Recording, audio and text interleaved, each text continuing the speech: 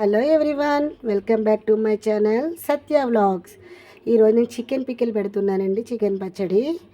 దానికోసం నేను 1/2 KG chicken తీసుకుని శుభ్రంగా పసుపు ఉప్పు వేసుకొని కడుక్కొని పక్కకు పెట్టుకున్నాను.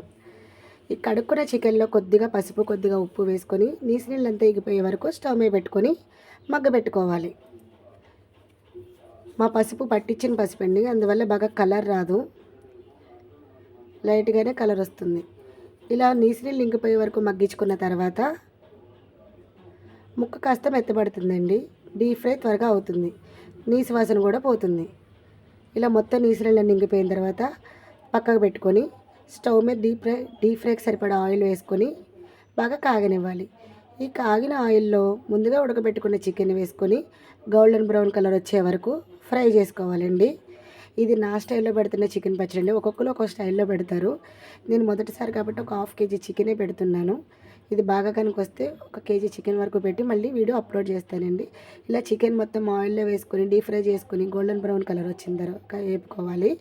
ఇలా వేపుకున్న దాంట్లో పక్కకు తీసి పెట్టుకోవాలండి. కానీ నేను తక్కువే కదా అని చెప్పి అల్లం వెల్లిపాయ పేస్ట్ కూడా ఈ ఏగుతున్న చికెన్లో వేసుకుని వేపుకున్నాను. ముక్కలకి బాగా ఫ్లేవర్ పట్టి మంచి టేస్టీగా ఉంటుంది.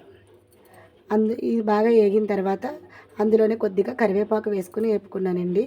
ఎల్లుల్లిపాయలు కూడా వేసుకోవాలి. కొంచెం కచ్చాపచ్చ దంచుకున్న ఎల్లుల్లిపాయలు కూడా వేసుకుంటే ఆ ఫ్లేవర్ టేస్ట్ వేరేలా ఉంటుంది, చాలా టేస్టీగా ఉంటుంది. అది కూడా నేను ఇందులోనే వేసుకుని ముక్కలు పట్టే వరకు ఆయిల్లోనే మొత్తం అల్లం వెల్లిపాయ పేస్టు, చికెను, కరివేపాకు, ఎల్లుల్లిపాయలు మొత్తం కాసేపు వేగే వరకు స్టవ్ మీద పెట్టుకుని ఫ్రై చేసుకున్నాను. ఇలా మొత్తం దగ్గరికి అయి ఫ్రై అయిన తర్వాత కాసేపు దించుకొని పక్కకు పెట్టుకున్నానండి.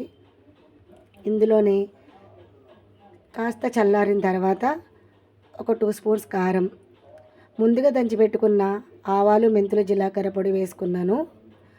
అది మొత్తం అందులో వేసుకున్న తర్వాత 2 స్పూన్స్ కారం వేసుకున్నానండి. తక్కువగా వండితే కాబట్టి 2 స్పూన్స్, పెద్ద స్పూన్లో 2 సరిపోతుంది. మనం అల్లం వెల్లిపాయ పేస్ట్లోని చికెన్లోని ఉప్పు వేసాం కాబట్టి ఇప్పుడు 1.5 టేబుల్ స్పూన్ ఉప్పు మాత్రమే వేస్తున్నాను.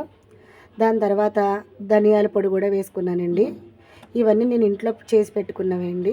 తర్వాత గరం మసాలా పొడి, యాలక్కాయలు, లవంగాలు దంచుకున్న గరం మసాలా పొడి కూడా వేసుకొని మొత్తం కలిసే వరకు కలుపుకొని మొత్తం వేడి చల్లారిన తర్వాత ఒక 2 నిమ్మకాయలు, పెద్ద సైజు నిమ్మకాయలు రసం తీసుకొని పక్కన పెట్టుకున్నాను. అది ఇందులో కలిపేసుకున్నాను.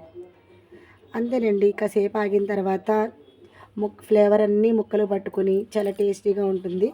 కాసేపటి తర్వాత మన వేడివేడి అన్నంలో కానీ బగారా రైస్లో కానీ ఎందులో తిన్నా కూడా చాలా టేస్టీగా ఉంటుందండి. చూసారా, చికెన్ పచ్చడి రెడీ అయిపోయింది. నా వీడియో కనుక మీకు నచ్చినట్లయితే please subscribe my channel. Thank you for watching అండి.